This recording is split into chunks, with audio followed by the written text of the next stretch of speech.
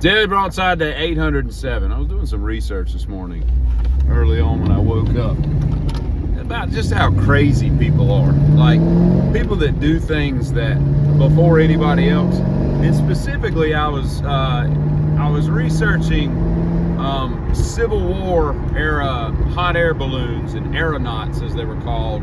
And then that got me into transatlantic plane crossings. You know, it's one thing to set off like Columbus did in a boat, you know, looking for something that, you know, they'd always heard stories of, like, you know, Nordic tales of the seas and how, you know, there was further lands out there and whatnot, like in the Greenland area and whatnot. But to get on a boat and think you got enough provisions for all your men and then just coast out and hope for the best, like, that's crazy, you know. You know, I don't even know if they knew about scurvy then, but, you know, did you bring enough citrus fruit so you don't have scurvy? I mean, there's a lot of considerations to make.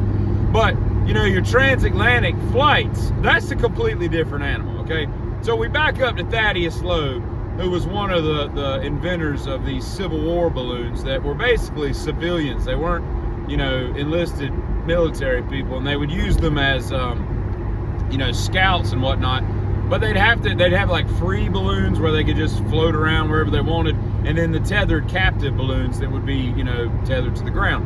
Well, I still don't quite understand it, because they would telegraph or use lights or megahorns or megaphones, I should say, and all this stuff to signal back to the ground. I mean, they're 500 feet in the air. I don't know how you communicate with a megaphone 500 feet in the air. I don't think you'd be able to hear anything.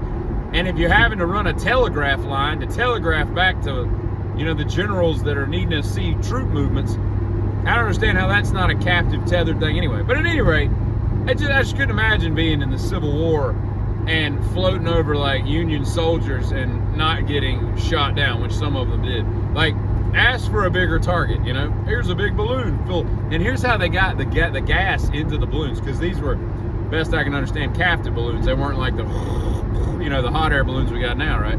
They didn't have that technology.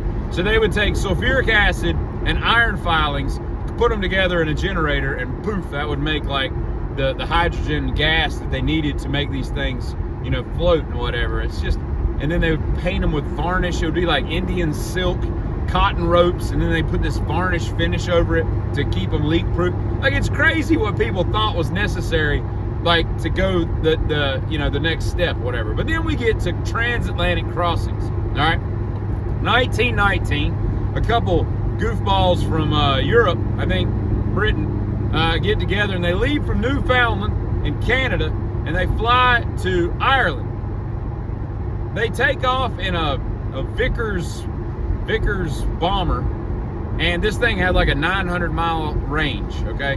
Now, how they knew how many miles, I mean, I guess you could use a sextant or whatever to kind of track your mileage and all, but I don't know, man. Like, if you ever do anything with NASCAR, like, those guys have their mileage, like, they're sitting there doing math, like, all right, we got 1.3 gallons left, we can go 6.5 more laps, so we've got a pit.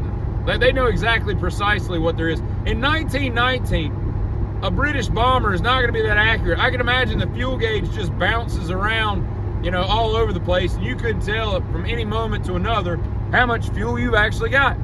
So they modify this thing so that it can hold more fuel, obviously, or they would have just, you know, dove down in the middle of the Atlantic. And they take off, and it's an open cabin thing, right? Like, so they probably got those big goggles, and they look like Dumb and Dumber riding a moped through Colorado. Like, they've got to be just freezing. Well, the generator goes out in like the first couple hundred miles.